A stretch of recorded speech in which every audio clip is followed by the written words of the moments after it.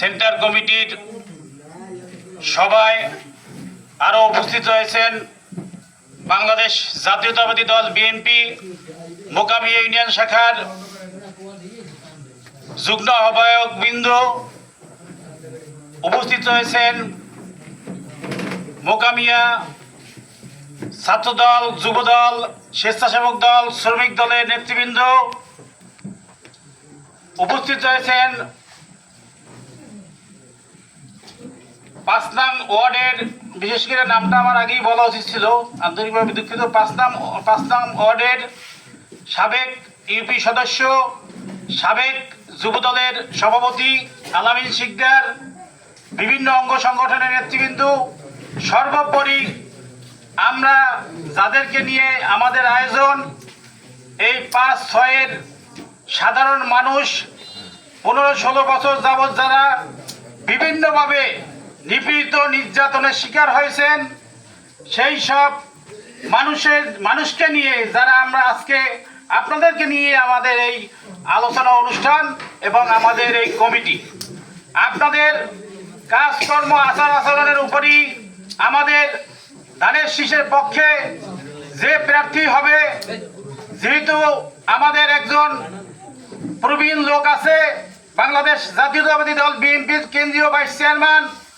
আলহাজ নুরুল ইসলাম মনি, অথবা যেই মনোনয়ন ধানের শীষ তারেক রহমান ধানের শীষ যার হাতে তুলে দেবেন, আমরা তার সাথে কাঁধে কাঁধ মিলিয়ে কাজ করবো, ইনশাল্লাহ। করবো না?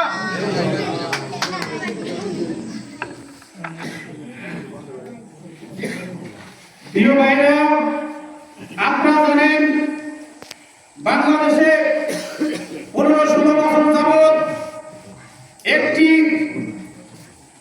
আওয়ামী লীগ দল, পুরনো দল, সেই পুরনো দল আওয়ামী লীগ রাষ্ট্রীয় ক্ষমতা দখল করে যেভাবে বাংলাদেশের মানুষের উপর, বিএনপি নেতা কর্মীদের উপর, ছাত্রদল, যুবদল, স্বেচ্ছাসেবক দল, শ্রমিক দল, এমন কোন বিএনপির অঙ্গ সংগঠন নাই যাদের উপর এই আওয়ামী লীগ প্রশাসনিক ক্ষমতা খাটিয়ে দলীয় বাহিনী দিয়ে এমন কোন নির্যাতন নাই যে নির্যাতনের শিকার আমাদের নেতা কর্মীরা না হয়েছে।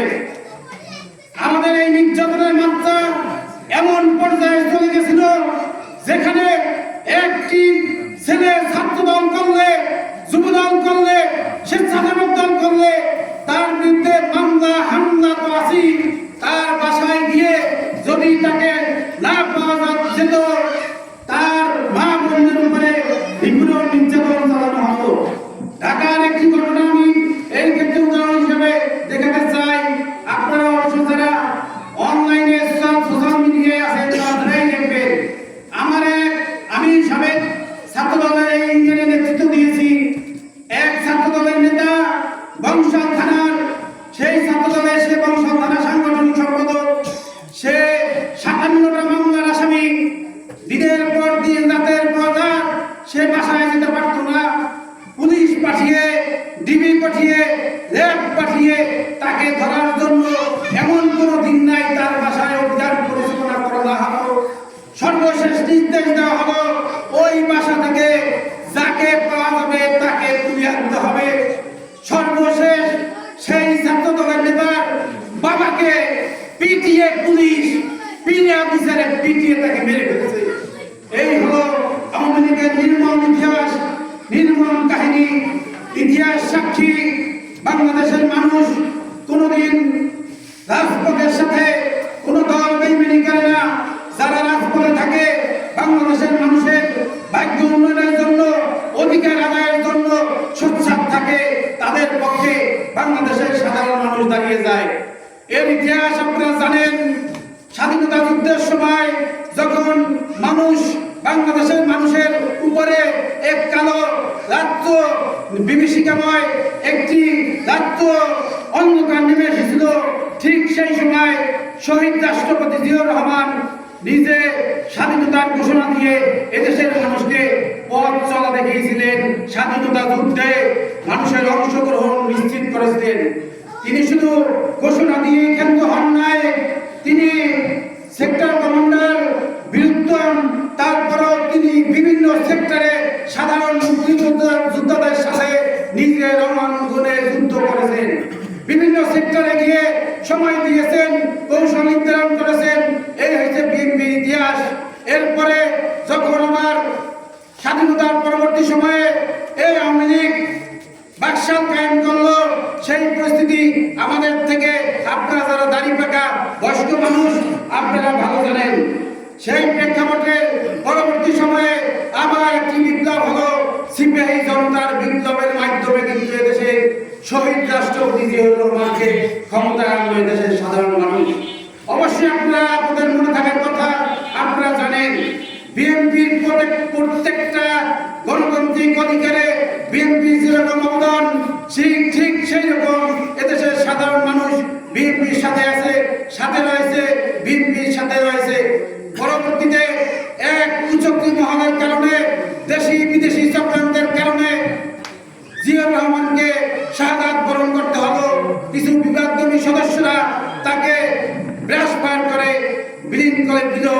বাংলাদেশের যে ধারা, উন্নয়ন, অর্থনৈতিক, সমাজনীতি, মূলনীতি, মানুষের অধিকার, সেই অধিকার প্রতিষ্ঠার লক্ষ্যে যিনি চূড়ান্ত পথে চলে গেছিলেন, তখনই বিশ্বের চক্রান্ত মহল, দেশি বিদেশি সহযোগিতার মাধ্যমে তাকে নিঃশেষ করে দেওয়া হলো। তারপরে কাহিনী আপনারা জানেন, আবার একটা বিপ্লব শুরু হলো, একদলীয় শাসন ব্যবস্থা শুরু হলো। স্বৈরাচার সরকারের সাথ বাংলাদেশের উপর জগন্নাথ পাথরের মতো চেপে বসলো এবং সেখান থেকেও মুক্তির পথ দেখালো কে? দেশ নেত্রী বেগম খালেদা জিয়া।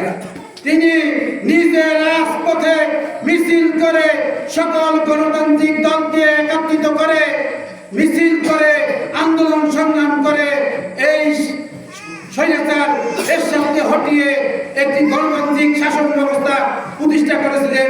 91-তে দেশ নেত্রী বেগম খালেদা জিয়া ক্ষমতায় এসে আবার জিয়াউর রহমানের সেই যে 19 দফা, তার বাস্তবায়নের জন্য সাধারণ মানুষের কল্যাণে, সাধারণ মানুষের চিকিৎসা ব্যবস্থা, সাধারণ মানুষের স্বাস্থ্যের ব্যবস্থা, সাধারণ মানুষের শিক্ষার ব্যবস্থা, কৃষিকাজের ব্যবস্থার উন্নয়নের জন্য হাত দিলেন।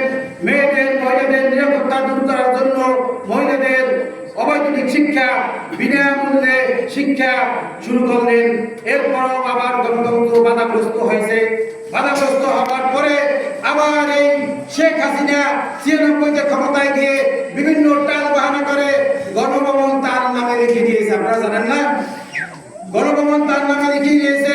বিভিন্ন প্রতিষ্ঠান লিখে নেওয়ার মাধ্যমে তিনিও একটা স্বৈরাচারী আচরণ পোষণ করলেন। আবার সেখান থেকে দেশ নেত্রী বেগম খালেদা জিয়া, বসির নেত্রী, তিনি কর্মসূচি হাতে দিলেন।